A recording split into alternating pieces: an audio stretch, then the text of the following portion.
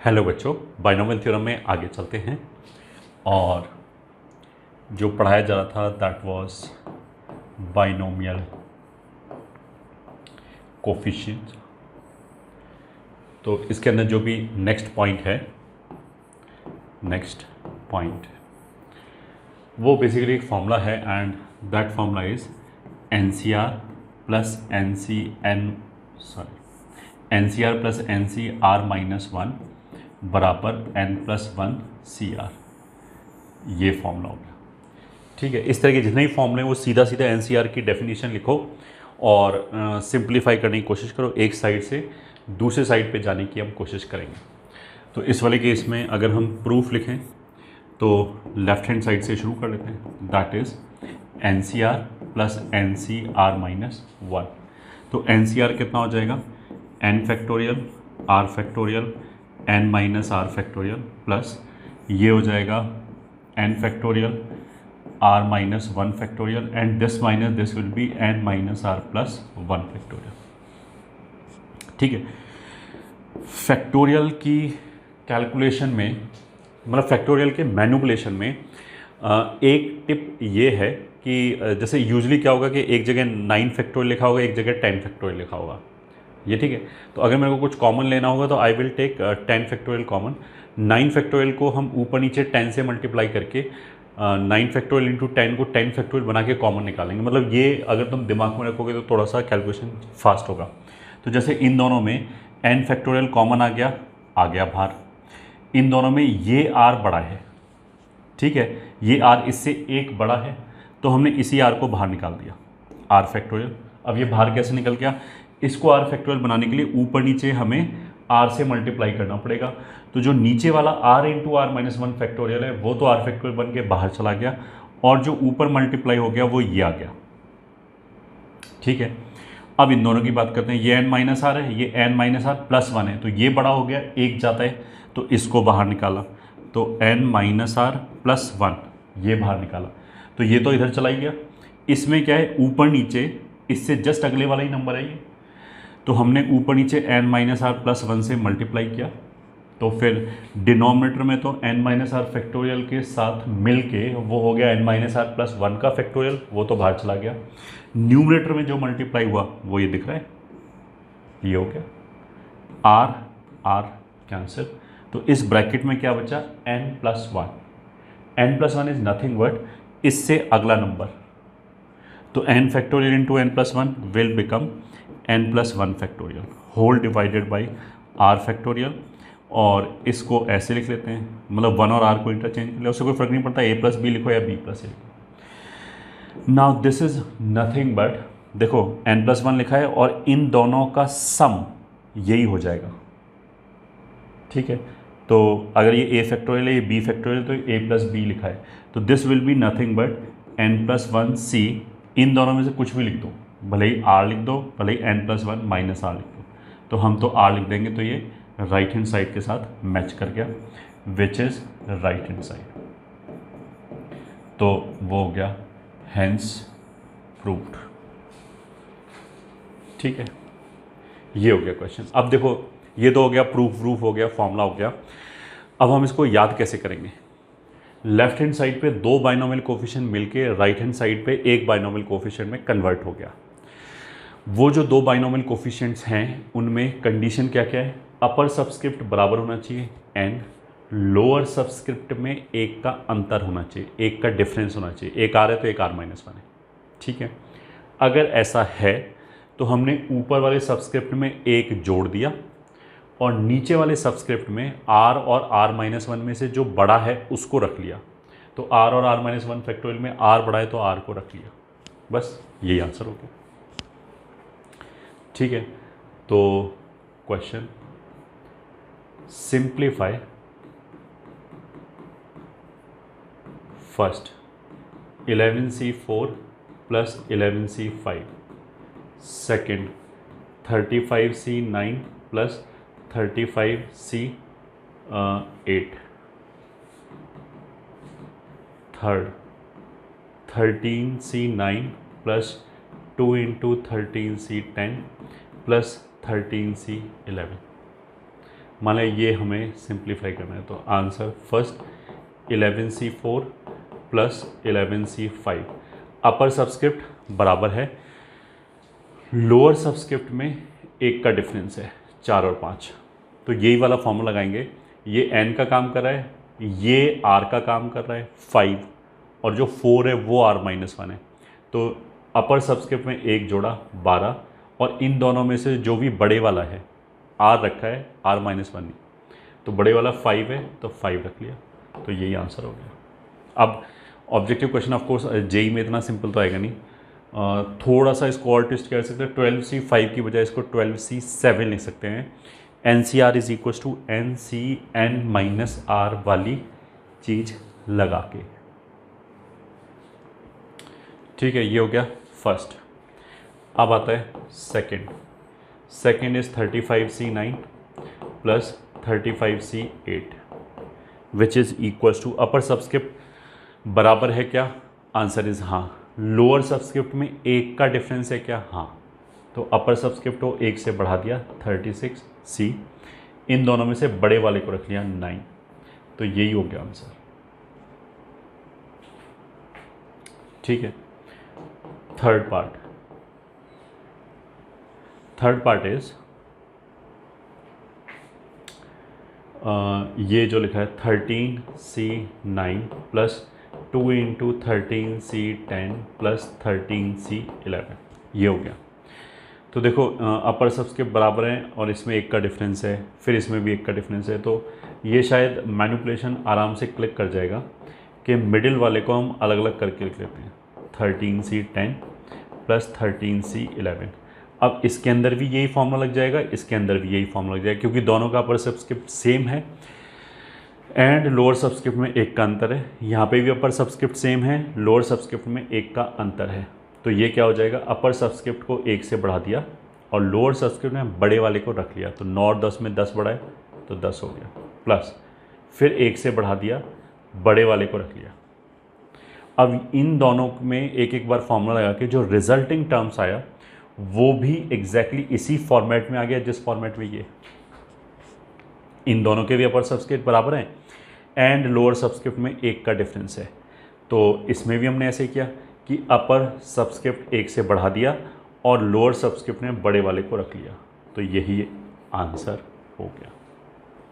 तो this was some simple application of the formula, मतलब कोई मैनिपुलेशन नहीं, सीधा सीधा फॉर्मूला अप्लाई किया है बस।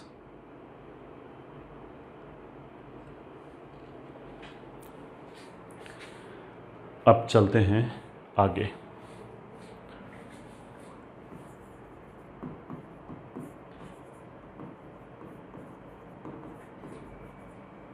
Simplify KCK K plus 1CK plus K plus 2CK plus K plus 3CK plus and so on up till NCK। तो solution KCK plus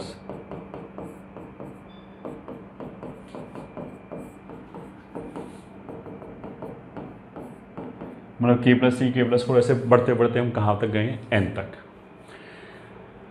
अगर इसको सिंप्लीफाई करना है, ठीक है, तो हम क्या करेंगे, फॉर्मूला लगाने की कोशिश करेंगे।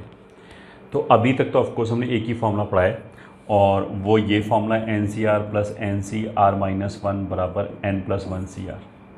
तो इस फॉर्मूले में कंडीशन क्या है कि लोअर सबस्क्रिप्ट में तो 1 का डिफरेंस रहना चाहिए, अपर सबस्क्रिप्ट बराबर रहना चाहिए, तब ये वाला फॉर्मूला लगा सकते हैं। तो मतलब इस तरह की सीरीज़ में हम क्या एक्सपेक्ट करेंगे कि कोई एक फॉर्मूला रिपीटेडली लगता चला जाए और ये सीरीज़ कोलैप्स होकर एक टर्म में कन्वर्ट हो जाए। तो अगर इन दोनों में हम देखें तो इन दोनों में उल्टा है, जैसे इसने बोला ना कि यहाँ 1 का डिफरेंस होना चाहिए, ऊपर सेम होना चाहिए, तो ये ऊपर 1 का डिफरेंस है और नीचे सेम है, ठीक है, तो डायरेक्टली ये फॉर्मूला तो लगेगा नहीं। इस फॉर्मूले को लगाने के लिए हमने क्या किया, KCK जो है, KCK इज़ बेसिकली 1, तो इस 1 को हम ऐसे लिख सकते हैं k+1 c k+1, ये भी 1 लिखा है, इसको ऐसे लिखा प्लस k+1 c k, इसको एज इट इज़ लिखा रहने दिया, कुछ नहीं किया इसमें, तो k+2 c k plus and so on N C K. बट ऐसे लिखने का फ़ायदा क्या हुआ कि ये दोनों उस फॉर्मेट में आ गया, अपर सबस्क्रिप्ट, अच्छा ये भी 1 लिखा है, ये भी 1 लिखा है, तो ये तो समझ में आ गया आपको कि 1 को इस फॉर्मेट में लिख लिया है। ठीक है, तो कोई कुछ भी नहीं किया हमने इफेक्टिवली, केवल दूसरे फॉर्म में लिखा है, कुछ भी जोड़ा घटाया एक्स्ट्रा नहीं है। ठीक है, ऐसे लिखने से फ़ायदा क्या होगा कि अपर सबस्क्रिप्ट बराबर हो गया k+1, लोअर सबस्क्रिप्ट में एक का डिफरेंस हो गया। तो अगर हम इसके ऊपर वो फॉर्मूला लगा दें जो भी अभी हमने पढ़ा है, तो अपर सबस्क्रिप्ट को 1 से बढ़ा दिया k+2 c, इन दोनों में से बड़े वाले को रख लिया तो k+1, यहाँ से ही आ रहा है, प्लस ये टर्म हो गया k+2 c k plus and so on N C K. ठीक है, अब इन दोनों को क्लब किया तो इसके ऊपर फिर सेम फॉर्मूला लग जाएगा, अपर सबस्क्रिप्ट सेम है, लोअर सबस्क्रिप्ट में 1 का डिफरेंस है, तो अपर सबस्क्रिप्ट को 1 से बढ़ा दिया k+3 c, लोअर सबस्क्रिप्ट में बड़े वाले को रख लिया k+1 plus and so on up till N C K. अब देखो पैटर्न पहचानने के लिए इतना काफ़ी है।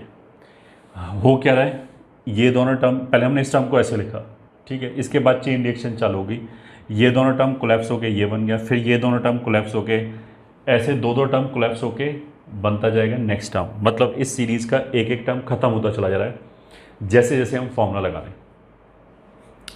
तो अब हम पैटर्न पहचानने की कोशिश करेंगे कि जब ये वाला टर्म कोलैप्स होगा या जब ये वाला टर्म पार्टिसिपेट करेगा तो नया टर्म क्या बनेगा।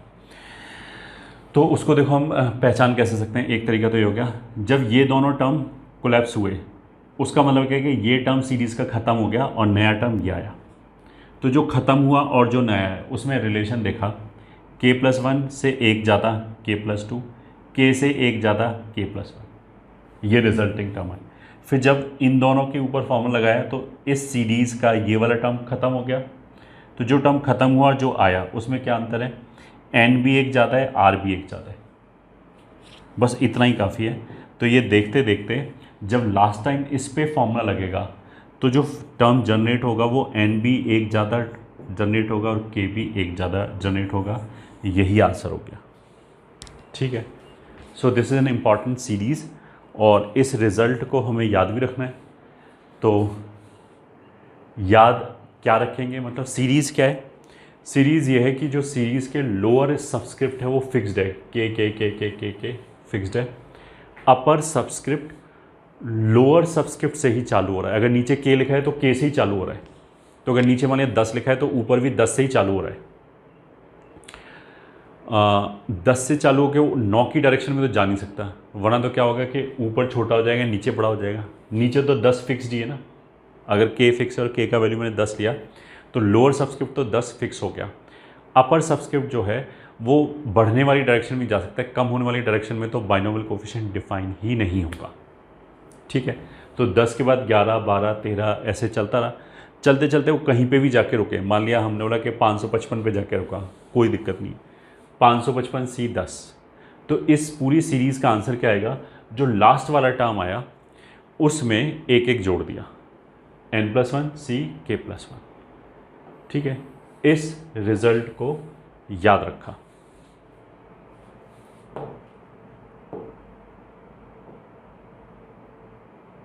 ठीक है, इस रिजल्ट को याद रखा।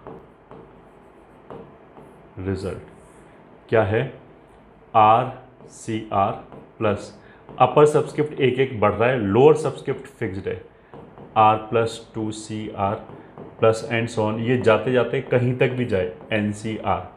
This will be equals to, final वाला जो आया उसमें एक एक जोड़ दिया, n+1 CR+1। ये रिजल्ट है, इसको you are suppose to memorise.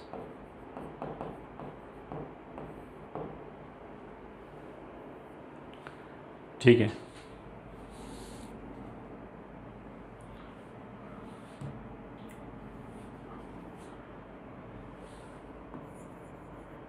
Question, find the सम।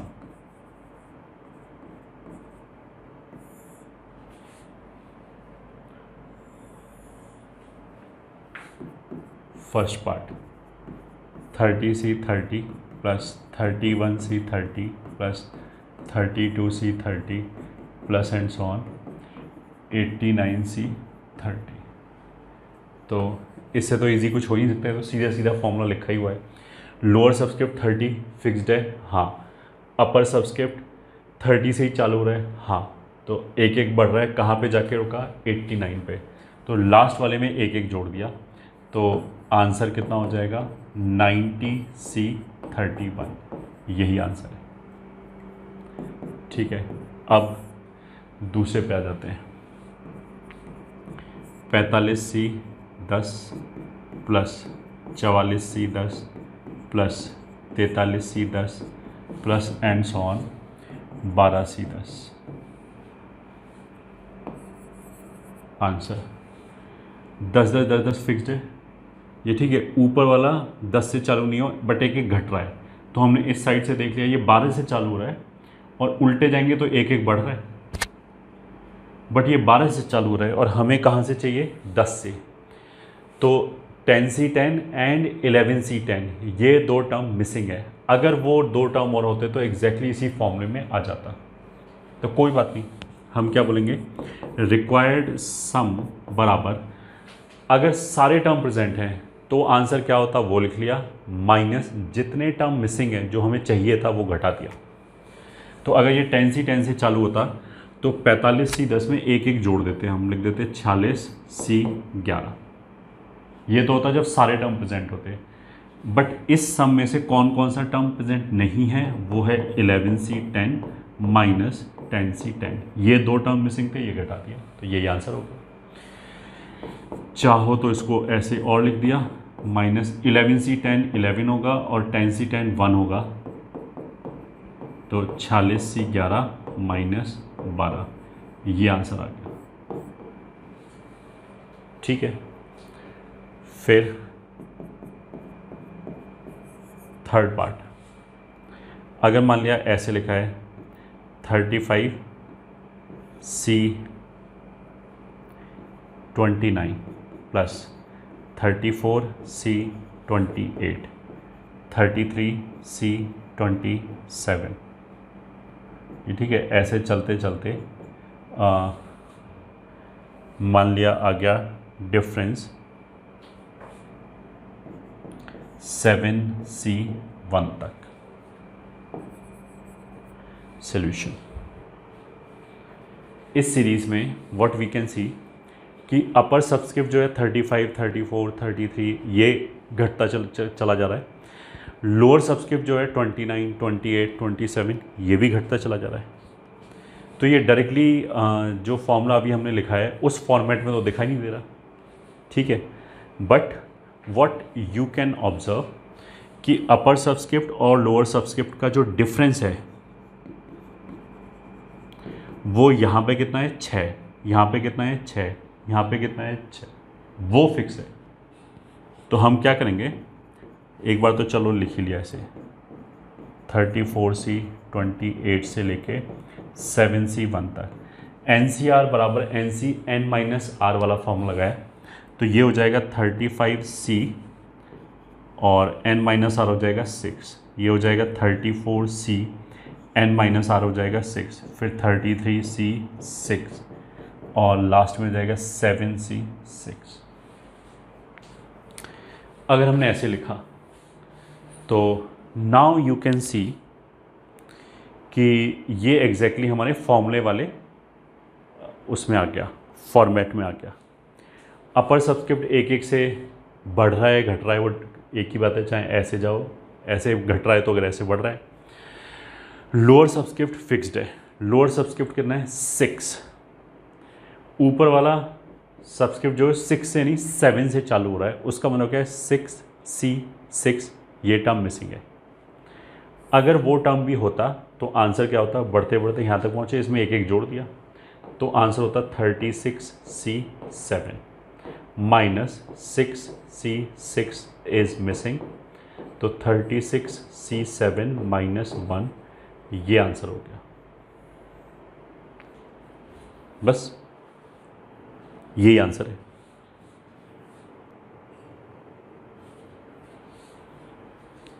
ठीक है। फिर 4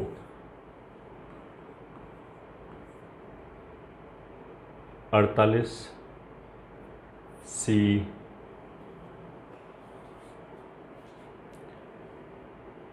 मान लिया लिख लेते हैं 12 plus 47 C 12 plus 46 C 12 plus and so on और 30 सी 12 मान लें ये आंसर। अब इसको एनालिसिस करो कि क्या दे रखा है, क्या चाहिए हमें।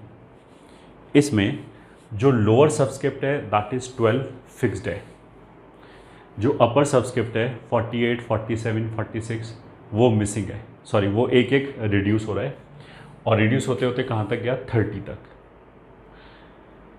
अगर लोअर सबस्क्रिप्ट 12 है तो अगर हम उल्टा पढ़ना चालू करें तो 30 से चालू होकर 30, 31, 32 से ऐसे करते करते 48 तक जा रहा है। जो मिसिंग टर्म है वो क्या क्या है, वो खूब सारे टर्म हैं। 12 सी 12, 13 सी 12, 14 सी 12, 15 सी 12 ऐसे करते करते 29 सी 12 इतने टर्म मिसिंग है। तो हम क्या करेंगे, रिक्वायर्ड सम बराबर सारे टर्म लिख लेते हैं 48 सी 12, 47 C 12 plus and so on 30 सी 12। ये टर्म तो हमें चाहिए, ये सीरीज़ तो लिखी हुई है। इसमें हमने क्या किया 29 C 12 plus 28 C 12 plus and so on 12 C 12 यहाँ तक टर्म जोड़ लिए और जितने जोड़े हैं उतने ही घटाना पड़ेगा। 29 C 12 plus 28 C 12 plus 27 C 12 plus and so on 12 C 12। ये हो गया। जो टर्म मिसिंग थे, खूब सारे टर्म मिसिंग थे, उनको लिख लिया। अब ऐसा करने से क्या हो गया कि सेम फॉर्मूला अब 2 बार अप्लाई कर सकते हैं। इस वाले को अगर मैं देखूं तो लोअर सबस्क्रिप्ट 12 फिक्स्ड है, अपर सबस्क्रिप्ट 12 से ही चालू होके 12, 13, 14, 15 ऐसे करते हुए 29 तक जा रहा है। ऐसे ही ऊपर वाले में लोअर सबस्क्रिप्ट 12 फिक्स्ड है, अपर सबस्क्रिप्ट जो है 12, 13, 14, 15 ऐसे करते हुए 48 तक जा रहा है। तो परफेक्टली फॉर्मूला लग सकता है। लोअर सबस्क्रिप्ट 12 है तो 12 से चालू है, कोई टर्म मिसिंग नहीं है। ऐसे बढ़ते बढ़ते कहाँ जहाँ तक भी पहुँचे, जैसे 48 तक पहुँचा उसमें हमने एक एक जोड़ दिया, तो पहले ब्रैकेट से तो ये आ जाएगा। दूसरे ब्रैकेट में लोअर सबस्क्रिप्ट 12 है, अपर सबस्क्रिप्ट 12 से ही चालू हो रहा है और एक एक बढ़ते बढ़ते 29 तक गया, तो वो जो लास्ट में आया 29 सी 12 उसमें एक एक जोड़ दिया हमने। So this will be equals to minus 30 C 30। तो बस ये आंसर हो गया। This will be the answer.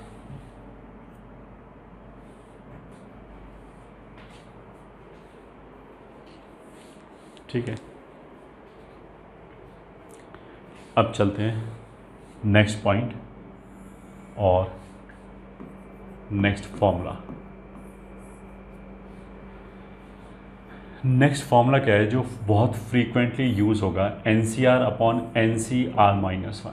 ये दोनों कॉन्जिक्यूटिव बाइनोमियल कोफिशिएंट हैं, अपर सबस्क्रिप्ट सेम है n, लोअर सबस्क्रिप्ट में बस एक का अंतर है। तो दिस विल बी, चलो सीधा सीधा प्रूव ही कर लेते हैं, n factorial upon r factorial n minus r factorial upon denominator में हो गया n factorial r minus 1 factorial n minus r plus 1 factorial. ठीक है, n फैक्टोरियल तो सीधा सीधा कैंसिल हो गया, r माइनस 1 फैक्टोरियल और r फैक्टोरियल में ये r एक ज़्यादा है, तो अगर इससे हम इसको कैंसिल करें तो यहाँ r बचेगा। ठीक है, ऐसे ही n माइनस r और ये n माइनस r प्लस 1, ये एक ज़्यादा हो गया, जस्ट एक ज़्यादा है, तो इसको अगर इससे कैंसिल किया तो यहाँ पे ये बचेगा। व्हाट वी आर डूइंग, अगर 19 फैक्टोरियल को 18 फैक्टोरियल से कैंसिल किया तो 19 ही बचेगा अगर एक ज़्यादा है। ठीक है, अगर मैं बोलूँ 20 फैक्टोरियल को 18 फैक्टोरियल से कैंसिल किया, 2 ज़्यादा है, तो 18 फैक्टोरियल 18 फैक्टोरियल तो कैंसिल हो जाएगा और इसको हम 20 इंटू 19 यहाँ पर एक्स्ट्रा बचेगा, तो यही आंसर आएगा। तो यही वाली चीज़ हमने यहाँ पे लगाई है। तो अब क्या हुआ, न्यूमरेटर के डिनोमिनेटर में r बच गया, डिनोमिनेटर के डिनोमिनेटर में ये बच गया, तो this will be n minus R plus one upon R. तो जो फॉर्मूला है वो ये आ गया, N C R upon N C R minus one बराबर n minus R plus one upon R. ये आ गया answer, this will be the answer. अब ये कैलकुलेशन मतलब आंसर नहीं है, ये मतलब रिजल्ट है which you are suppose to memorise. ठीक है, इसको याद कर लिया। N C R upon N C R minus one will be N minus R plus one upon R. ये फ्रीक्वेंटली यूज़ होता रहेगा क्वेश्चंस में, तो इसलिए ये लिख लिया। तो चलो इसी के बेसिस पे एक क्वेश्चन कर लेते हैं। Question, let N C zero plus N C one plus N C to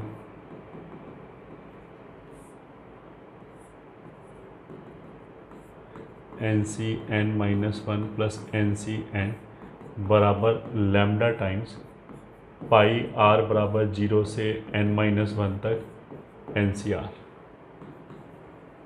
then find lambda.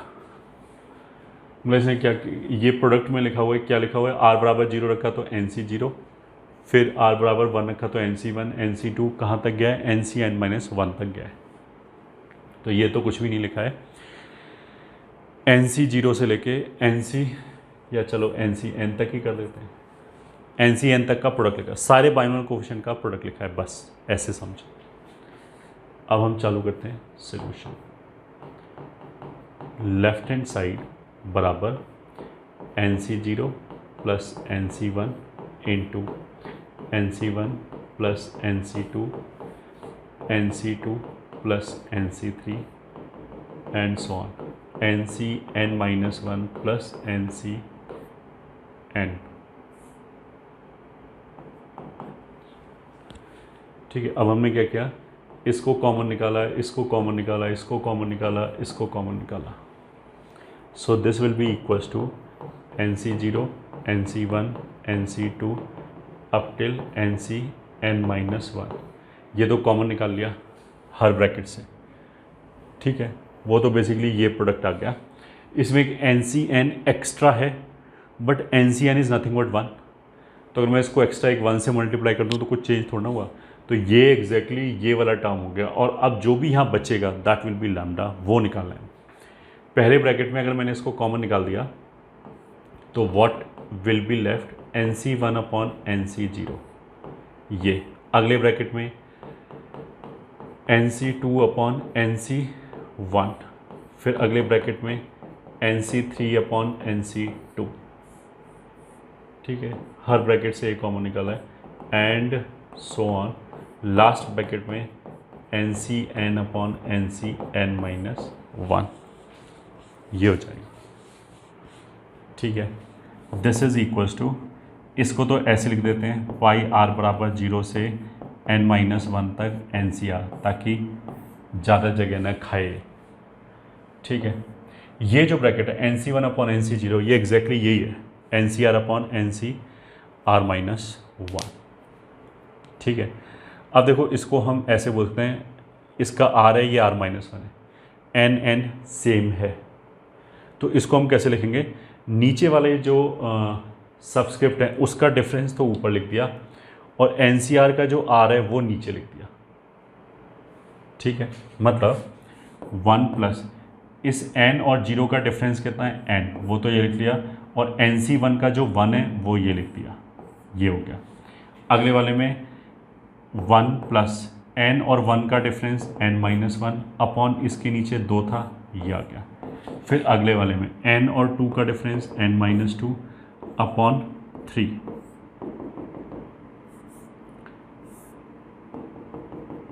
ठीक है, एंड लास्ट वाले में n और n माइनस वन का डिफरेंस 1 अपॉन n, ये आ गया।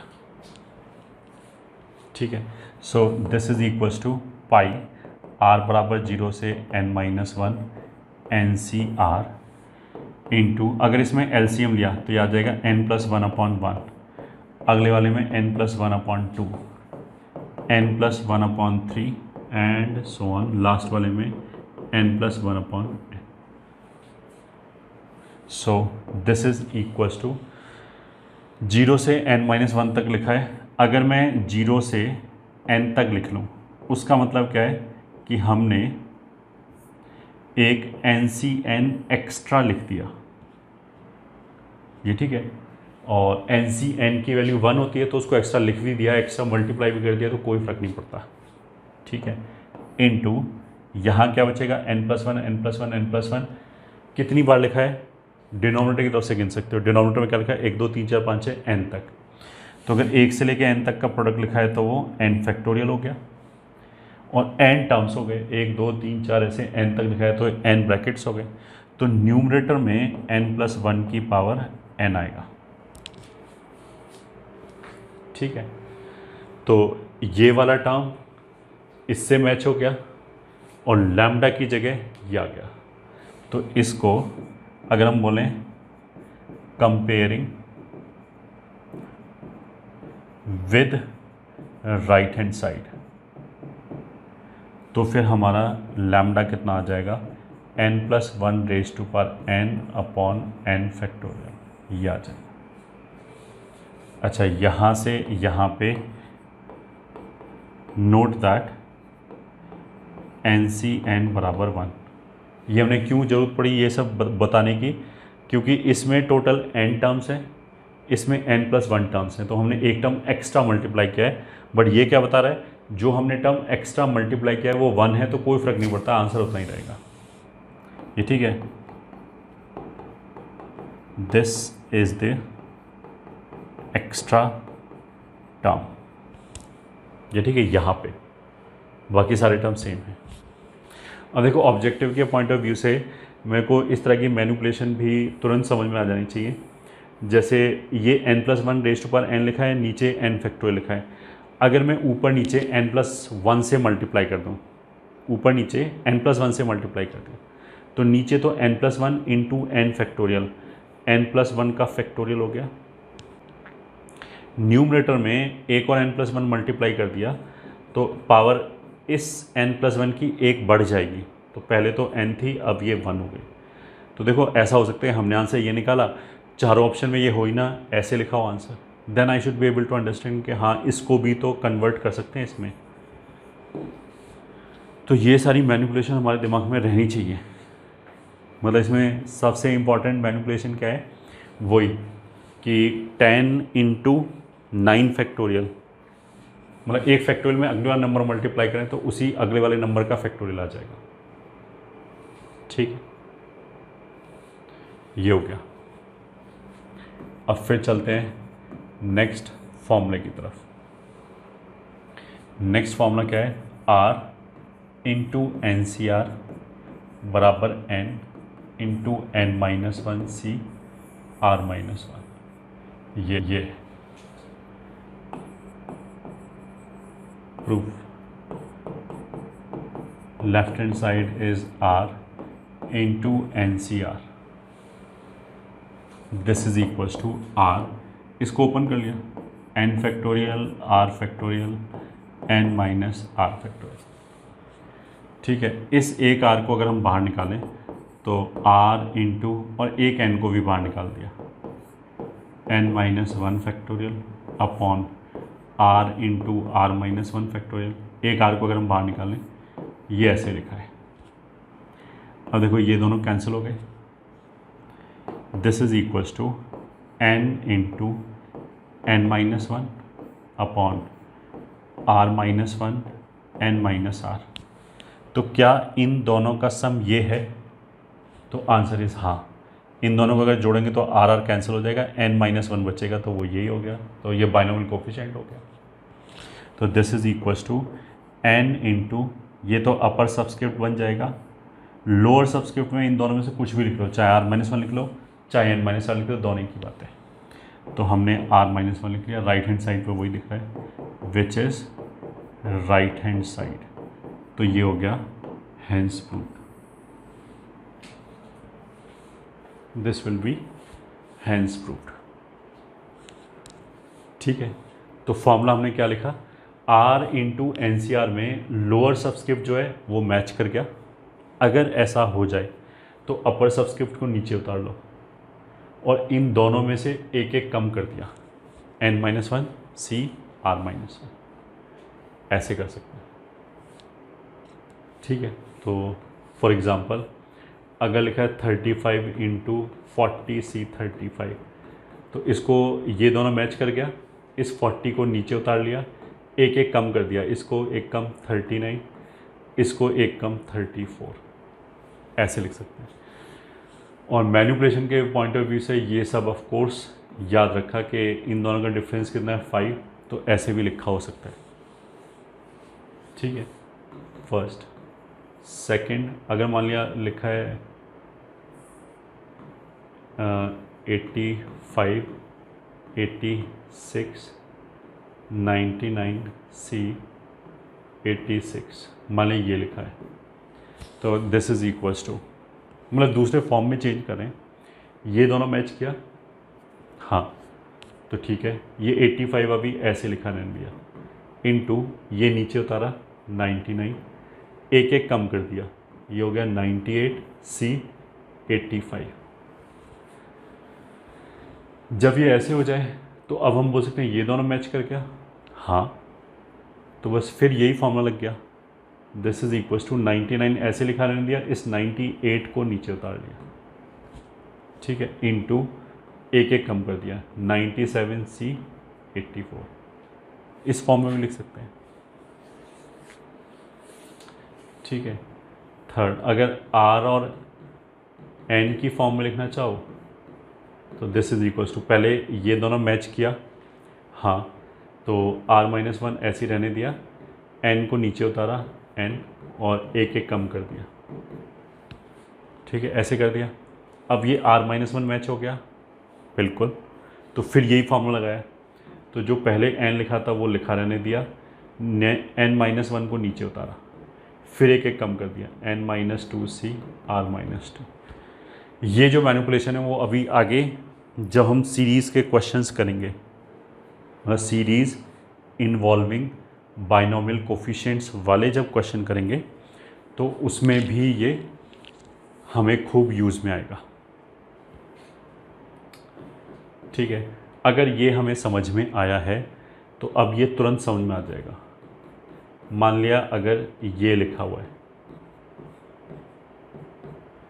ठीक है, तो बेसिकली क्या है, ये R मैच कर गया, तो एक बार फॉर्मूला लगेगा, ये R-1 हो जाएगा, फिर ये R-1 मैच कर जाएगा, फिर एक बार और फॉर्मूला लगेगा, यहाँ R-2 हो जाएगा, फिर R-2 मैच कर जाएगा, तो यही फॉर्मूला लगातार 3 बार लग जाएगा। पहली बार N उतरेगा, फिर N-1 उतरेगा, फिर N-2 उतरेगा, और बिकॉज हर स्टेप में एक एक कम हो रहा है तो हो जाएगा N-3 C R-3, ये बचेगा। ठीक है, और एक और देख लिया, अगर मान लिया लिखा है R+5 R+4 R+3, और यहाँ लिखा है मान लिया 5N+7 C R+5। ठीक है, तो 5N+7 लिखा है या N लिखा है उससे कोई फ़र्क नहीं पड़ता। अगर ये दोनों मैच कर गया R+5 तो नीचे उतारेंगे, ये एक कम करेंगे, अब जब एक कम करेंगे तो R+4 होगा, फिर एक कम करेंगे तो R+3 होगा, तो इसमें 3 बार फॉर्म लग जाएगा। एक बार यही नीचे उतरेगा 5N+7, फिर एक बार इससे एक कम नीचे उतरेगा 5N+6, फिर एक और कम नीचे उतरेगा 5N+5 इंटू ऊपर क्या बचेगा यहाँ पे 5N+4 C। R+5 के बाद यहाँ पे R+4 आएगा, फिर R+3 आएगा, फिर R+2 आएगा।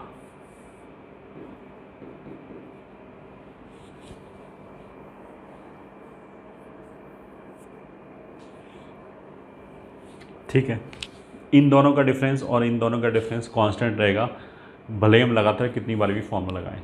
तो जैसे यहाँ पे N और R का डिफरेंस कितना होगा N-R, यहाँ पे n-1 और r-1 का डिफरेंस कितना होगा, वो भी n-r।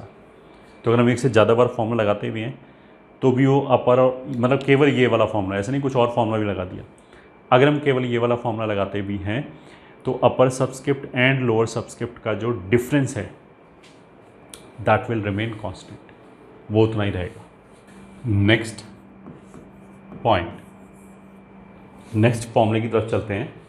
वैसे ये कोई नेक्स्ट फॉर्मूला नहीं है, पुराने वाले फॉर्मूला जस्ट अभी जो हमने फॉर्मूला किया था उसी को दूसरे वे में लिखने का एक तरीका है। तो जैसे अभी हमने फॉर्मूला क्या किया था, r into N C R बराबर n into n-1 c r-1, this we have just done. इसमें हमने क्या किया, r को इधर ले गए, n को इधर ले गए, तो ये ऐसे आ जाएगा एन सी आर अपॉन एन बराबर n-1 c r-1 upon r। अब ये जो फॉर्मूला है, फॉर्मूला तो n की सभी वैल्यू के लिए डिफाइन है, ठीक है, n की सभी अलाउड वैल्यूज़ के लिए डिफाइन है, मतलब टर्म डिफाइन भी होना चाहिए ऑफ कोर्स। तो अगर मैंने n की जगह n+1 रख दिया, इस फॉर्मूले में n की जगह n+1 रख दिया एंड r की जगह r+1 रख दिया तो भी चलेगा। तो n की जगह n+1 रखने पे इसको इधर लिख दिया, ये हो जाएगा NCR अपॉन r की जगह, मतलब n और r को एक एक से बढ़ा दिया, इज इक्वल्स टू इन दोनों को n और r को एक एक से बढ़ा दिया,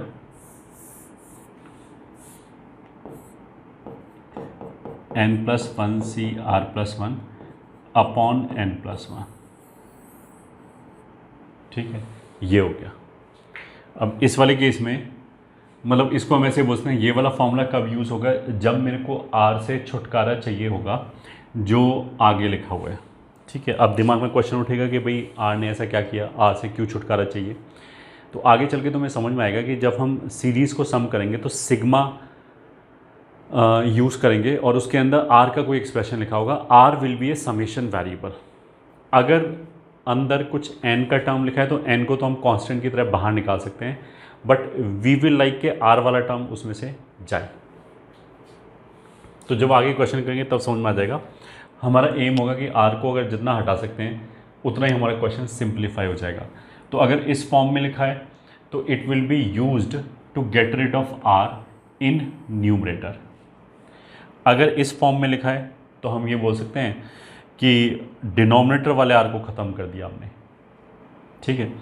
डिनोमिनेटर वाले में किस तरह का कैलकुलेशन हम करेंगे, अगर ये r है तो ये उससे एक ज़्यादा है तब ये फॉर्मूला लगेगा। मतलब NCR में NCR के नीचे जो है वो r+1 है, मतलब लोअर सबस्क्रिप्ट से एक ज़्यादा लिखा हुआ है डिनोमिनेटर में, तो इन दोनों को एक एक बढ़ा दिया n+1 c r+1 और नए वाले n+1 को नीचे लिख दिया, ठीक है, नए वाले n+1 को नीचे लिख दिया।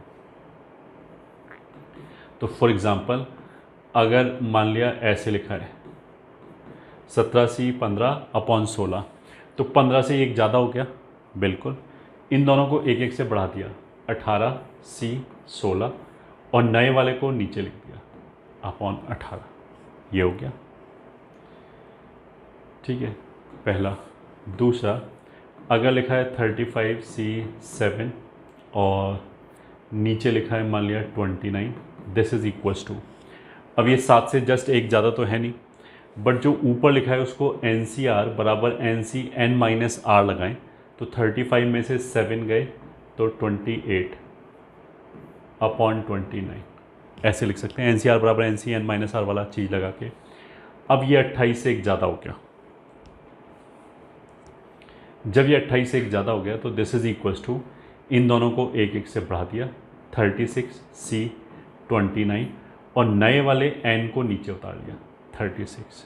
ये तो बस केवल मैनिपुलेशन दिखा रहे हैं कि कैसे अप्लाई कर सकते हैं इस फॉर्मूले को सीधा सीधा। मान लिया 80c 31 अपॉन 32 इंटू 33 ऐसे लिखा है, तो NCR में 31 से ये एक ज़्यादा हो गया, अच्छी बात है।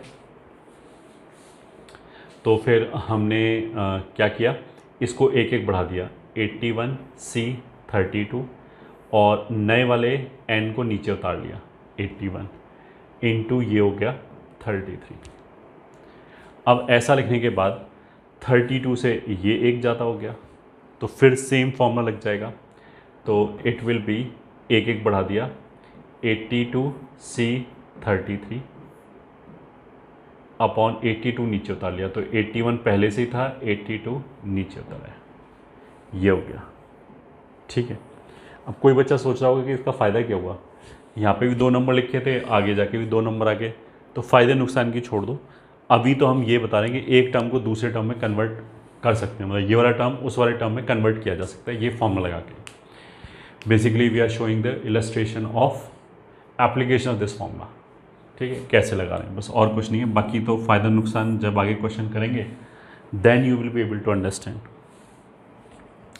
मान लिया ऐसे लिखा है 75C30 अपॉन 30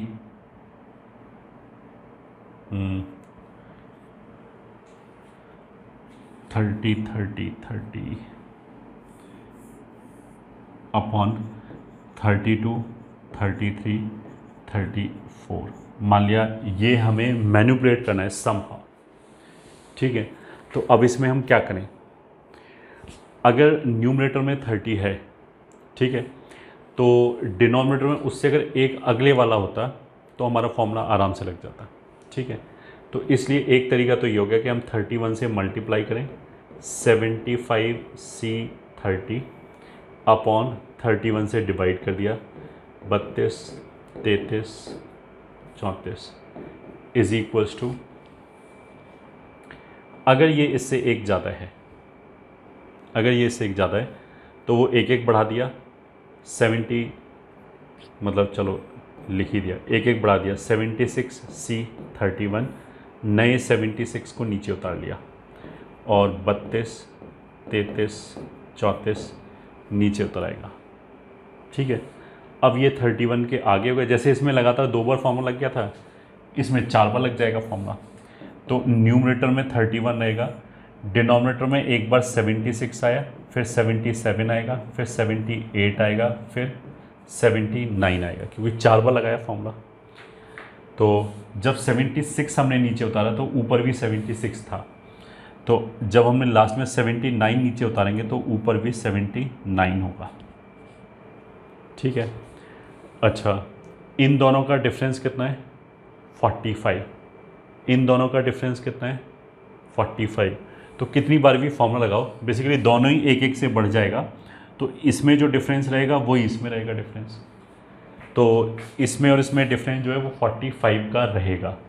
तो या तो हम सीधा सीधा 45 ही लिख सकते हैं NCR बराबर NCN-R लगा के, या फिर 45 अगर इसमें से घटाया तो ये हो जाएगा 34,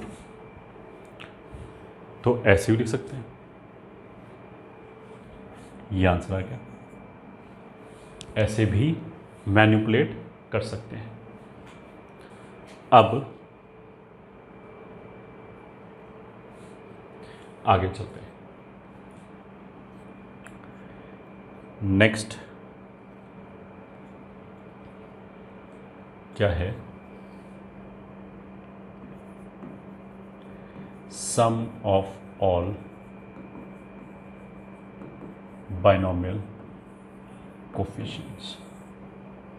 अगर मान लिया हमने ऐसे लिखा 1 + x raise to power n, so this will be NC0 + NC1x + NC2x² NC3x³ + and so on NCn x raise to power n। ये है, इसमें अगर हमने x बराबर 1 रखा तो यह आ जाएगा 2 रेज़ टू पावर n बराबर NC0 + NC1 + NC2 + NC3 + and so on up till NCn तक। तो ये क्या लिखा है, अगर अपर सबस्क्रिप्ट n है तो लोअर सबस्क्रिप्ट 0 से लेके n तक ही जा सकता है। ठीक है, तो ये जो राइट हैंड साइड पे लिखे हैं this is basically all possible binomial coefficient अगर अपर सबस्क्रिप्ट n है तो राइट हैंड साइड पर हम क्या बोलेंगे, सम ऑफ ऑल बाइनोमियल कोफिशिएंट्स, तो वो कितना हो जाएगा 2 रेज़ टू पावर n। ठीक है, अगर इसमें मैंने x बराबर -1 रखा तो इट विल बिकम 0, और इधर क्या होगा x की जगह हमने -1 रखा है, तो जब x की ऑड पावर आएगी तब तो माइनस आ जाएगा, x की इवन पावर आएगी तो प्लस आ जाएगा। तो ये बेसिकली ऐसे हो जाएगा NC0 NC2 minus NC3 plus NC4 minus and so on. ठीक है, कहाँ तक जाएगा? NCn तक ही जाएगा ऑफ कोर्स। अब NCn के साथ प्लस भी आ सकता है, माइनस भी आ सकता है, वो इस बात पे डिपेंड करेगा कि इवन है या ऑड है n की वैल्यू। फिर भी अगर तुम लिखना चाहो तो हम ऐसे लिख सकते हैं। अब अगर n इवन होगा तो ये -1 इवन 1 हो जाएगा, तब तो ये प्लस के साथ आ जाएगा। अगर n ऑड होगा तो ये -1 ऑड हो जाएगा, माइनस हो जाएगा, तब ये माइनस के साथ आ जाएगा। ठीक है, इसी में अगर हम माइनस वालों को एक तरफ भेज दें तो यहीं से ऐसे आ जाएगा NC0 plus NC2 plus NC4 plus and so on is equals to NC1 plus NC3 plus NC5 plus and so on. मतलब अच्छा, ये वाले जो बाइनोमियल कोफिशिएंट हैं, ये नीचे तो इनके इवन नंबर दिखाई दे रहा है 0 2 4, बट अगर हम ये बोलें कौन से नंबर का बाइनोमियल कोफिशिएंट है, तो इसको हम बोलेंगे पहला बाइनोमियल कोफिशिएंट, ये तीसरा हो जाएगा, तीसरे नंबर पे आएगा, फिर ये पांचवा आएगा, तो इसको हम बोलेंगे ऑड बाइनोमियल कोफिशिएंट्स, क्योंकि ये पहली जगह पे आ रहा है, पहली जगह पे आ रहा है, तीसरी जगह पे आ रहा है, तो ये ऑड वे नंबर पे आ रहा है ना, तो ये ऑड बाइनोमियल कोफिशिएंट है, ये इवन बाइनोमियल कोफिशिएंट है, मतलब उल्टा है, नीचे ऑड नंबर दिखाई दे रहे हैं बट हम क्या बोल रहे हैं इसको इवन बाइनोमियल कोफिशिएंट्स, क्योंकि ये दूसरे फोर्थ सिक्स्थ इस नंबर पे आ रहा है इसलिए। तो ऑड बाइनोमियल कोफिशिएंट का सम एंड इवन बाइनोमियल कोफिशिएंट का सम बराबर होता है। ठीक है, अब इन दोनों का टोटल सम यहाँ से इवन प्लस ऑड का सम 2n है, और इवन और ऑड जो है वो बराबर बराबर है सम, तो आधा आधा बढ़ जाएगा, तो 2n को अगर मैं 2 से डिवाइड करूँ तो दिस विल बी 2n-1। सही है, ये कहाँ से आ गया? इससे, मतलब यहाँ पे भी तो बेसिकली हमने क्या बोला, अल्फ़ा बराबर बीटा, और यहाँ पे हमने बोला कि अल्फ़ा प्लस बीटा बराबर 2n, तो अल्फ़ा और बीटा दोनों की वैल्यू हाफ हाफ हो जाएगी। तो अल्टीमेटली यहाँ से रिज़ल्ट याद करने वाला कौन कौन सा बना? Result 1, sum of all binomial coefficients बराबर NC0 plus NC1 plus NC2 plus NC3 plus and so on up till NCn तक, दैट इज 2n। एक रिजल्ट तो ये आ गया। रिजल्ट 2, अगर हमने सारे बाइनोमियल कोफिशिएंट लिए ऑल्टरनेट प्लस माइनस साइन के साथ तो वो 0 आएगा, तो NC0 minus NC1 plus NC2 minus NC3 plus and so on, ये सब कितना आएगा? 0। ये दूसरा रिजल्ट हो गया। Result 3, sum of all odd binomial coefficients equals to sum of all even binomial coefficients बराबर 2n-1।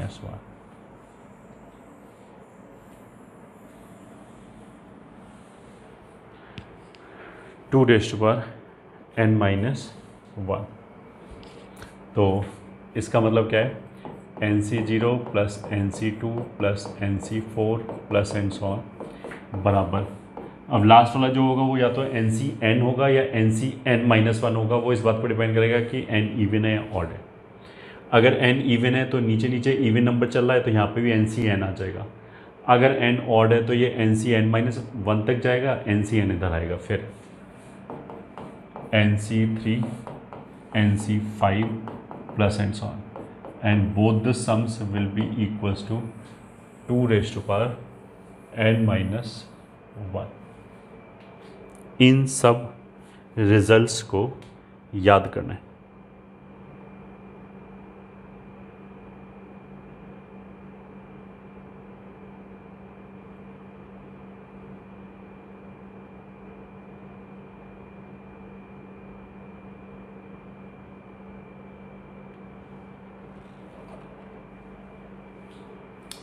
ठीक है, अब इसी के बेसिस पे कुछ क्वेश्चन कर लेते हैं।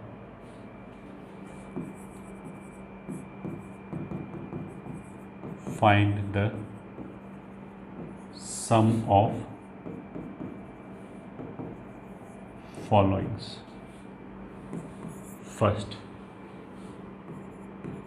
35C0 plus 35C1 plus 35C2 plus and so on 35C35। तो आंसर क्या हो जाएगा? ये तो सीधा स्ट्रेट फॉरवर्ड है, सारे बाइनोमियल कोफिशिएंट है। 35 अगर अपर सबस्क्रिप्ट है तो लोअर सबस्क्रिप्ट 0 से लेके 35 तक ही जा सकता है, तो वो ही जा रहा है 0 से लेके 35 तक। तो सम कितना आ जाएगा? 2⁻35। ये आंसर आ गया 2⁻n। ठीक है।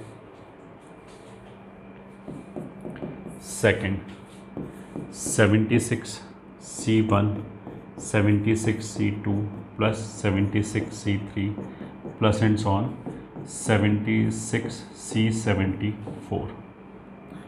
तो इसके लिए आंसर, अगर देखो सारे टर्म्स होते 76C0 से लेके 76C76 तक अगर सारे टर्म होते तो फिर हमारा सम कितना होता? 2⁻n which is 76। तब तो हमारा आंसर ये हो जाता 2⁻76। अब इसमें से जो जो टर्म मिसिंग है वो घटा दिए। तो सबसे पहला टर्म मिसिंग है 76C0, वो घटा दिया, माइनस इसके अगले वाला टर्म मिसिंग है 76C75, वो घटा दिया, फिर 76C76 भी मिसिंग है, वो घटा दिया। So this is equals to 2⁻76 minus ये 1 हो जाएगा, इसका वैल्यू 76 हो जाएगा, इसका वैल्यू 1 हो जाएगा। दिस इज 2⁻76 माइनस 78, यही आंसर हो जाएगा।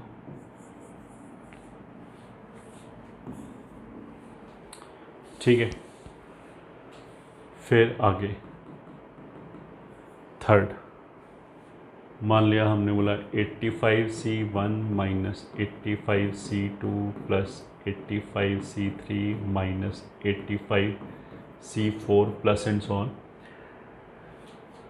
लास्ट में आ गया माइनस 85C84, ये सम चाहिए। तो सॉल्यूशन वी हैव, अगर अपर सबस्क्रिप्ट 85 है तो 0 से लेके 85 तक अगर हम सारे नंबर ले आएँ और ऑल्टरनेट प्लस माइनस लगाएं तो उसका सम 0 आएगा। तो 85C0 minus 85C1 plus 85C2 minus 85C3 plus and so on. अगर लोअर सबस्क्रिप्ट इवन है तो प्लस के साथ आ रहा है, प्लस 85C84 माइनस 85C85, ये 0 होगा। ठीक है, अब हमने क्या किया, यहाँ से लेके यहाँ तक को उधर ले गए, तो इधर कितना बचेगा 85C0 minus 85C1, sorry last term 85C85, this will B 85C1 minus 85C2 plus 85C3 minus and so on minus 85C84। तो ये जो सम चाहिए वो इतना ही है, टोटल इतना। तो ये राइट हैंड साइड पर रिक्वायर्ड सम हो गया। 85C0 की वैल्यू 1 होती है, 85C इसकी वैल्यू भी 1 होती है, बराबर required sum. This implies required sum बराबर 0। ये आंसर हो गया।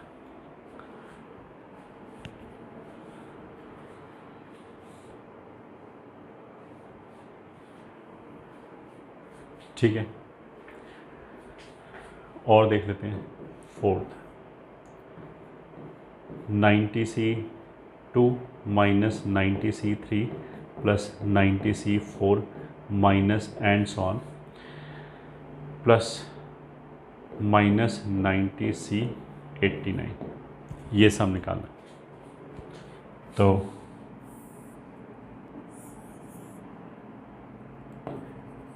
Solution 90C0 minus 90C1 plus 90C2 minus 90C3 plus and so on minus 90C89 plus 90C90, ये 0 होगा। ठीक है, अब ये 90C2 से चालू हुआ है, मतलब इसको उधर ले गए, इसको उधर ले गए, इसको उधर ले गए, तो ये जो बचा ये हमारा रिक्वायर्ड सम आ जाएगा। तो रिक्वायर्ड सम बराबर 90C0 को उधर ले जाएंगे तो आ जाएगा minus 90C0 plus 90C1 minus 90C90, तो ये आ जाएगा -1 प्लस 90 -1, तो हमारा आंसर आ गया 88, ये आंसर आ गया।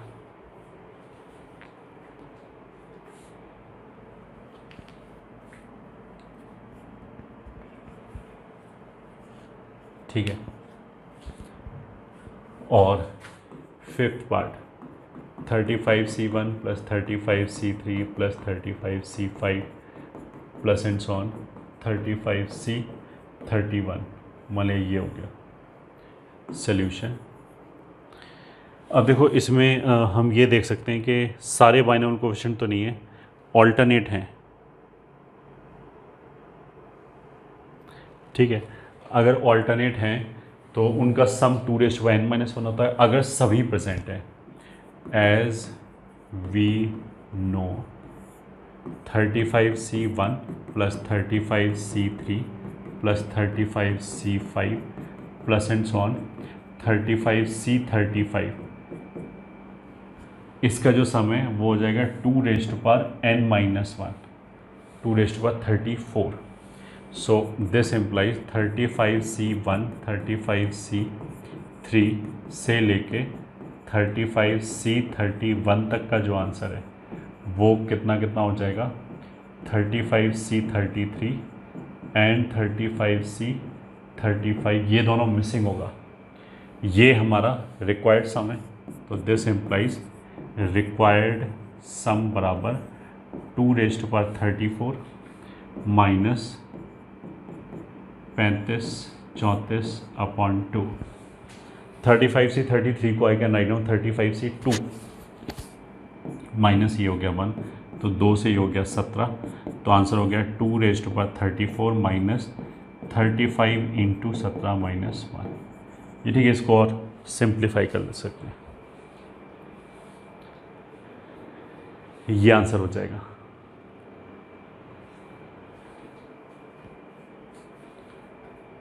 ठीक है, और 6th क्वेश्चन,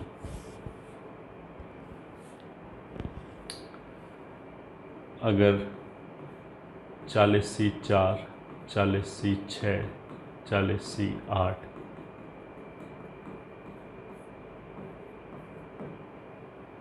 तो answer again as we know 40C0 40C2 40C4 plus and so on 40C36 40C38 plus 40C40 will be 2n-1, 40 - 1 will be 39। ठीक है, अब 4 से लेके 36 तक गया है, ये हमारा रिक्वायर्ड सम है। So this implies required sum equals to 2^39 40C2 minus 40C38 minus 40C40, 2^39 minus 1, ये हो जाएगा 4039/2। NCR बराबर n-r लगेंगे तो ये भी इतना ही हो जाएगा 40 × 39/2 और ये -1, तो ये 1 और 1 2 हो गया, तो this is 2 raise to power 39 minus 2 minus 40 into 39, यही आंसर हो जाएगा। ठीक है, इसको और सिंप्लीफाई करो। सिक्स्थ, अब सेवेंथ में है 31C0 plus 31C1 plus 31C2 plus 31C3 plus and so on 31C15। मान लिया ये है सॉल्यूशन। देखो हमने क्या क्या बोला, अगर सारे बाइनोमियल कोफिशिएंट का एडिशन है तो आंसर आ जाएगा 2 रेज़ टू पावर n, पहला सिनेरियो। अगर सारे बाइनोमियल कोफिशिएंट हैं ऑल्टरनेट प्लस माइनस साइन के साथ हैं तो आंसर आ जाएगा 0। ठीक है, ये दूसरा सिनेरियो। तीसरा सिनेरियो, अगर ऑल्टरनेट बाइनोमियल कोफिशिएंट निकाल लिए और सारे निकाल लिए, चाहे फिर लोअर सबस्क्रिप्ट इवन हो चाहे ऑड हो, मतलब NC0 NC2 NC4 इनका सम हो या फिर NC1 NC3 NC5 इनका सम हो, वो दोनों सम बराबर ही आएंगे and that will be 2 raise to power n-1। मतलब पूरे का जो सम है 2 रेज़ टू पावर n उसका आधा, तो आधा करने से एक पावर कम हो जाएगा, तो 2 रेज़ टू पावर n-1। ठीक है, तो अगर हम इसकी बात करें तो ये उनमें से किसी भी कैटेगरी में फिट नहीं होगा। ठीक है, क्योंकि ना तो ये ऑल्टरनेट है और ना सारे बाइनोमियल कोफिशिएंट हैं, ना ऑल्टरनेट प्लस माइनस है। ये तो 31C0 31C1 31C2 सारे कॉन्जिक्यूटिव टर्म्स लिखे हुए हैं, और लास्ट वाला जो है 31C15, मतलब जो लोअर सबस्क्रिप्ट 15 है वो काइंड ऑफ मिडिल में जाके रुक गया। तो अभी तक जो हमने जस्ट अभी जो पढ़ा था, सारे बाइनोमियल कोफिशिएंट का सम इतना होगा, ऑल्टरनेट वाले का सम इतना होगा, वो इसमें डायरेक्टली एप्लीकेबल नहीं है। ठीक है, but again as we know, अगर हम सारे बाइनोमियल कोफिशिएंट निकालें 31C0 plus 31C1 plus 31C2 plus and so on 31C14 15 16 और 31C30 प्लस 31C31, अगर ये सारे बाइनोमियल कोफिशिएंट होते तो आंसर होता है 2 raise to power 31। This we know. ठीक है, अब देखो NCR बराबर NCn-R लगा के अगर हम इसको कन्वर्ट करें तो ये हो जाएगा 31C0, मतलब ये और पहला बाइनोमियल कोफिशिएंट बराबर है, फिर ये एंड दूसरा बाइनोमियल कोफिशिएंट बराबर है, तो ऐसे ही चलता रहेगा। ऐसे ये एंड 31C15 बराबर है। कैसे बराबर है? यूजिंग NCR बराबर n-R। तो उसका मतलब क्या है, देखो 0 1 2 3 4 ऐसे करके 31 तक गए हैं, तो टोटल कितने टर्म्स हैं ये 32। उसमें 16 टर्म ये हैं एंड बचे हुए 16 टर्म ये 16 टर्म, और ये दोनों बराबर है क्योंकि ये इसके बराबर, ये इसके बराबर, ये इसके बराबर, ऐसी पहले वाला आखिरी के बराबर। तो ये तो हमारा रिक्वायर्ड सम है। तो जो लेफ्ट हैंड साइड है दिस इज अगेन रिक्वायर्ड सम। तो जो लेफ्ट हैंड साइड है वो ट्वाइस ऑफ रिक्वायर्ड सम हो जाएगा and that is equals to 2 raise to power 31। तो दिस इम्प्लाइज रिक्वायर्ड सम बराबर, दोनों तरफ से 2 2 कैंसिल कर दिया तो एक पावर कम हो जाएगा, 2 रेज़ टू पावर 30। ऐसे आंसर आ गया। यही आंसर है।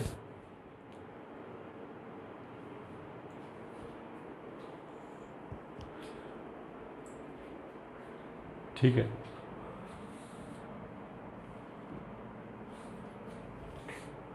ये कौन सा था? 7। एक और ले लेते हैं 8। मान लिया ऐसे लिखा है 40C0 plus 40C1 plus 40C2 plus and so on, और ये 40C 20 पे जाके रुक गया। तो ये भी लगभग उसी तरह की बात है जो अभी हमने क्वेश्चन किया था कि कॉन्जिक्यूटिव बाइनोमियल कोफिशिएंट है, ऑल्टरनेट नहीं, सारे लिखे हैं 0, लोअर सबस्क्रिप्ट 0 1 2 3 4 ऐसे लिखा जा रहा है, और ये मिडिल में जाके कहीं रुक गया, मिडिल टाइप में। ठीक है, तो जो अभी किया था क्वेश्चन उसी तरीके से हो जाएगा, बस थोड़ा सा डिफरेंस है इसमें। We know 40C0 plus 40C1 plus 40C2 plus and so on, 40C19 40C20 40C21 plus and so on, 40C39 40C40, this will be 2⁻40। इस बार लेफ्ट हैंड साइड पे लेफ्ट हैंड साइड पे टोटल कितने terms हैं? 41।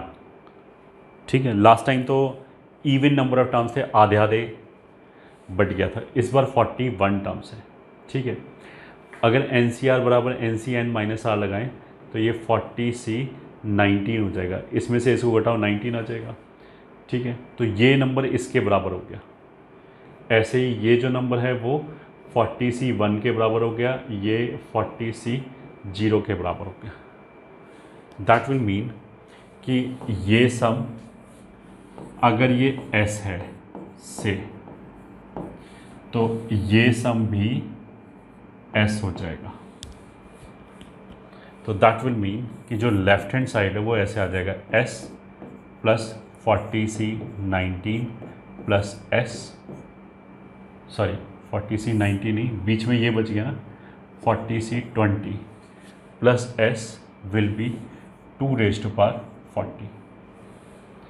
हमें 0 से लेके 20 तक का सम चाहिए, और ये जो कैपिटल S है इसमें 19 तक का सम है और एक 20, मतलब यहाँ तक का सम चाहिए, इतना चाहिए।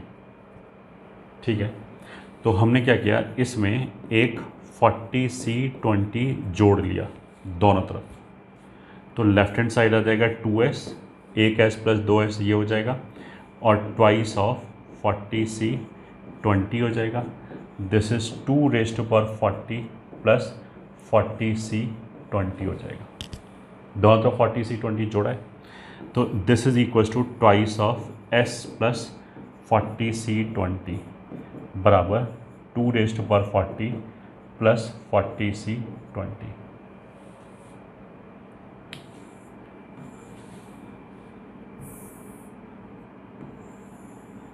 ठीक है, this will imply required sum बराबर S प्लस 40C20 बराबर half of 2⁻40 plus 40C20, which is equals to 2⁻39। यहाँ से एक 2 से डिवाइड कर दिया, 2⁻39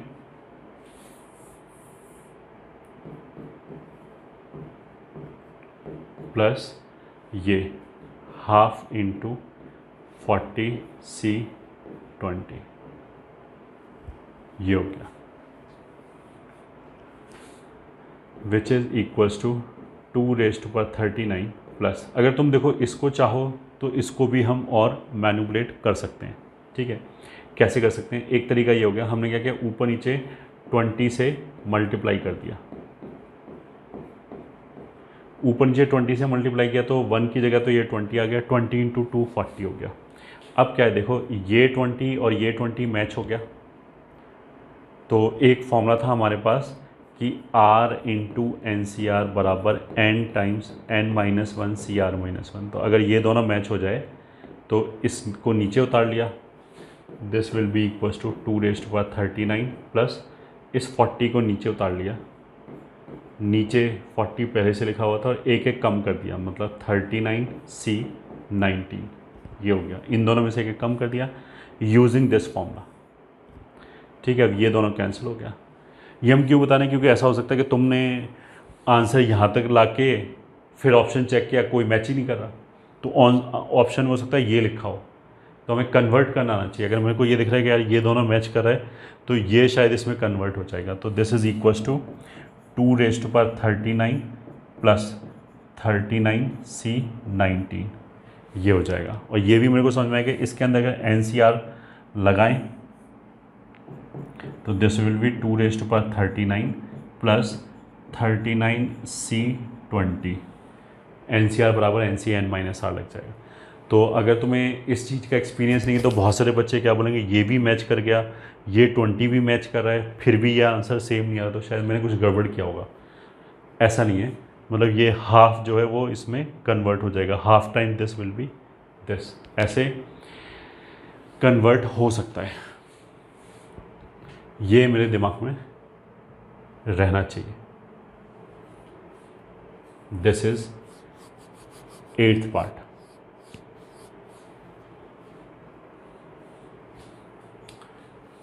ठीक है, फिर एक question, simplify NC0 minus NC1 plus NC2 minus NC3 plus and so on minus 1⁻m NCn where m belongs to natural number and m is less than equals to n। ठीक है, देख लो पहले आराम से क्वेश्चन कि what we have written।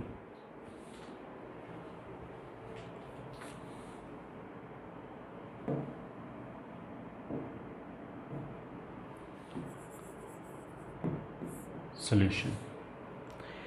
ये जो question है ये अभी तक जो हम कर रहे थे कि सारे बाइनोमियल कोएफिशिएंट का सम इतना होगा, आधे बाइनोमियल कोएफिशिएंट का सम अगर ऑल्टरनेट है तो आधा हो जाएगा, और अगर मिडिल में रुक जाए तो NCR बराबर NCn-R वाली चीज़ लगा सकते हैं। बट इसका मतलब ये नहीं कि हम 1/4 ले लें तो सम 1/4 हो जाएगा, 1/5 ले लें तो सम 1/5 हो जाएगा, ऐसा कोई फॉर्मूला नहीं। ठीक है, हाफ तक तो चलो हम आंसर निकाल सकते हैं NCR बराबर NCn-R वाली चीज़ यूज़ करके, बट अगर हम 1/4 करें 1/5 करें तो कुछ नहीं कर सकते। ठीक है, इस वाले क्वेश्चन में कुछ ऐसे हुआ कि NC0 NC1 NC2 ये चालू होता रहा और कहीं भी आर्बिट्रेरली रुक गया, NCM में M कुछ भी हो सकता है, ये ठीक है, कहीं भी आर्बिट्रेरली रुक गया। अब हमें इसको सिंप्लीफाई करना है।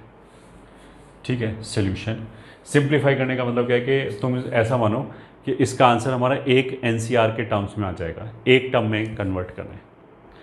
तो फिर मेरे को ऐसी फील आनी चाहिए कि यार अगर एक में कन्वर्ट करना है तो फिर मेरे पास ऐसा कुछ होना चाहिए कि हमने एक फॉर्मूला लगाया, उससे जो टर्म जनरेट हो वो अगले टर्म के साथ क्लब होके लगातार इस तरीके के फॉर्मूले लगते चले जाएं, चेन रिएक्शन टाइप हो जाए। 2-3 बार फॉर्मूला लगा के हम पैटर्न पहचान सकते हैं, फिर बता सकते हैं फाइनल आंसर क्या आएगा। ठीक है, तो हमारे पास फॉर्मूला क्या है, एज वी नो हमारे पास सम में कौन सा फॉर्मूला आता है, हमें ये फॉर्मूला आता है NCR बराबर सम वाले फॉर्म में ये आता है NCR प्लस NCR-1 बराबर n+1 CR। ठीक है, इसमें मेरे को ऑल्टरनेट प्लस माइनस दिखाई दे रहा है, तो अगर मैं पहले दो को क्लब करने की कोशिश करूं तो इन दोनों के बीच में तो रिलेटिवली माइनस साइन है, तो मेरे को भी फॉर्मूला माइनस की फॉर्म में चाहिए। ठीक है, तो हम ऐसे कर सकते हैं, देखो इस फॉर्मूले में एक टर्म को उधर ले गए तो एक फॉर्मूला तो हम इसको ऐसे ले सकते हैं NCR-1 बराबर NCR, दूसरा फॉर्मूला इसको ऐसे लिख सकते हैं n+1 CR। ठीक है, माइनस NCR को उधर ले गए तब ये हो जाएगा NCR-1। दो फॉर्मेट में लिख सकते हैं। पहले फॉर्मेट में क्या है, इन दोनों के n में एक का डिफरेंस है, इसमें भी दोनों में n में एक का डिफरेंस है, इसमें R सेम है, इसमें R एक का डिफरेंस है। ठीक है, दोनों जगह n तो सेम ही है, n में एक का ही डिफरेंस है दोनों जगह, तो वहाँ से तो हम डिस्टिंग्विश कर नहीं सकते, R से कर सकते हैं। इन दोनों के R सेम है, इन दोनों के R में एक का डिफरेंस है। ठीक है, तो अब रिक्वायर्ड सम बराबर NC0 minus NC1 plus NC2 minus NC3 plus and so on, ऐसे लिखा हुआ है, ठीक है, plus minus 1m into NCM, यहाँ तक। अब देखो हमने इन दोनों को क्लब किया, इन दोनों को तो n ही सेम है, अगर n सेम है, ठीक है, तो इन दोनों में से कोई भी फॉर्मूला नहीं लगेगा। तो फिर हमने क्या किया, दिस इज इक्वल्स टू, देख लिया कि विच थिंग विल वर्क, या तो हम इसमें +1, ये तो बेसिकली 1 लिखा हुआ है, इस 1 को हम एक बार मैंने ऐसे देखा, n+1 C0 लिख दिया, ठीक है।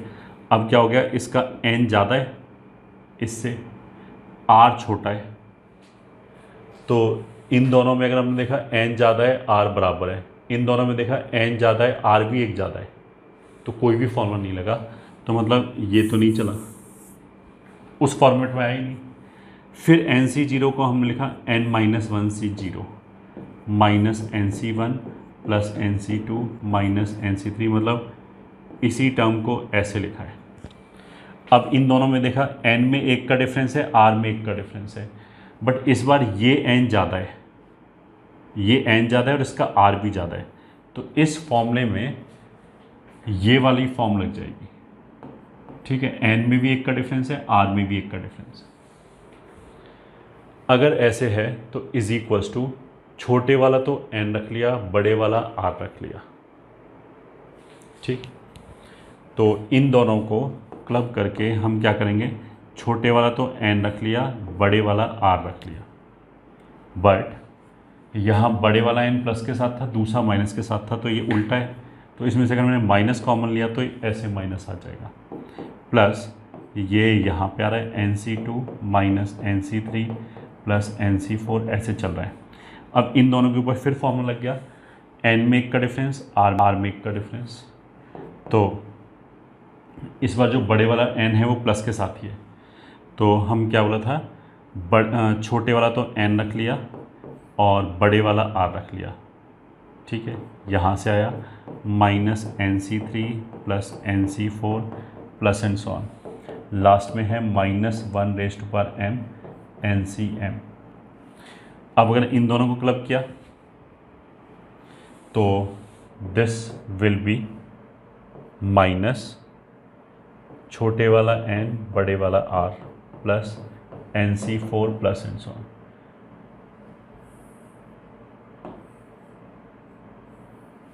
ये इधर हो गया, ये इधर हो गया, ठीक है। अब दिस इज इक्वल्स टू, अब ये ऐसे चलता रहेगा। अब हमें पैटर्न पहचाना है। देखो इसमें क्या हो रहा है, एक एक बार फॉर्मूला लग रहा है, तो इस सीरीज़ का एक एक टर्म ख़त्म होता चला जा रहा है, ठीक है। अब हमें देखिए जो टर्म ख़त्म हुआ और जो टर्म जनरेट हुआ इसमें क्या रिलेशन है। जैसे जब हमने पहली बार यहाँ फॉर्मूला लगाया तो ये टर्म ख़त्म हुआ सीरीज़ से, ये टर्म जनरेट हुआ, फिर इन दोनों के बीच में फॉर्मूला लगाया तो अब ये टर्म ख़त्म हो गया, ये टर्म जनरेट हो गया। तो पहला चीज़ तो ये कि जैसे ये ख़त्म जो टर्म हुआ अगर वो माइनस के साथ है तो रिजल्टिंग भी माइनस के साथ है, ये टर्म जब ख़त्म हुआ ये प्लस के साथ है तो ये भी टर्म प्लस के साथ है, पहला चीज़। दूसरा, n एक कम हो गया, r सेम है, यहाँ से यहाँ तक जाने में n एक कम हो गया, r सेम है। तो जो टर्म ख़त्म हो रहा है n जो टर्म जनरेट हो रहा है उन दोनों में जनरेटेड टर्म का n एक कम है, r दोनों का सेम है। तो ऐसे लगते लगते जब ये वाला टर्म ख़त्म होगा तो पहली बार तो हमने क्या बोला कि साइन प्रिजर्व रहेगा, अगर ये माइनस है तो माइनस ही रहेगा, ठीक है। n एक कम हो जाएगा और r वो ही रहेगा,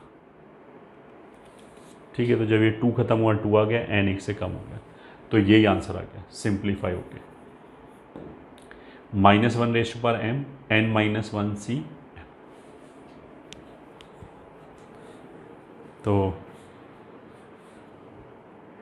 इसको ध्यान से देख लिया।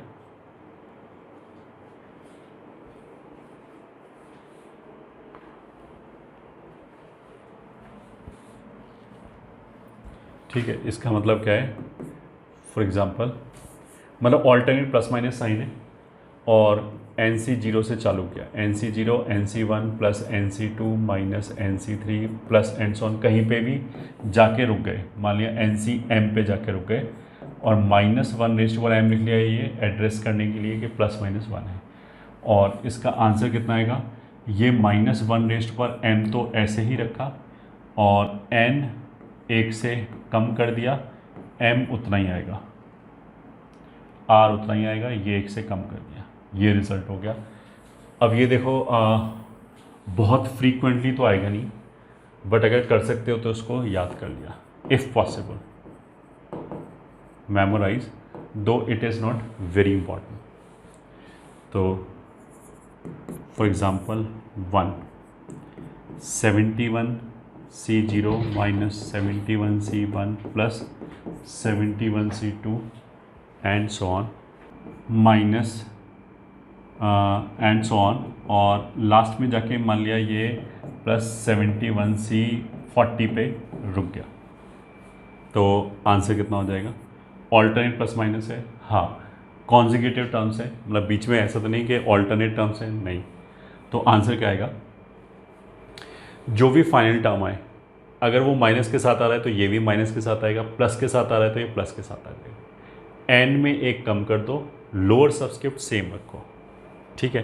तो ये टर्म प्लस के साथ आ रहा है, प्लस के साथ ही आएगा, एन में एक कम कर दिया 70 और लोअर सबस्क्रिप्ट सेम रखा, यही आंसर आ जाएगा, ये वाला फॉर्मूला करके, ठीक है। दूसरा 85C0 minus 85C1 plus 85C2 minus 85C3 plus and so on, और ये बीच में जाके कहीं पे भी 85C31 पे रुक गया, ठीक है, कोई बात नहीं, आंसर ऑल्टरनेट टर्म्स हैं, हाँ, और बीच में ऑल्टरनेट टर्म्स हैं, ऑल्टरनेट प्लस माइनस है, हाँ, कॉन्जिक्यूटिव टर्म्स हैं, हाँ, 0 1 2 3 4 ऐसे करके है, और कहाँ पे रुक गया ये 31 पे, तो माइनस आया, तो answer will be minus, N में एक कम कर दिया 84, सी आर को ऐसे ही रखा, ये आंसर हो गया, बस दिस इज द आंसर।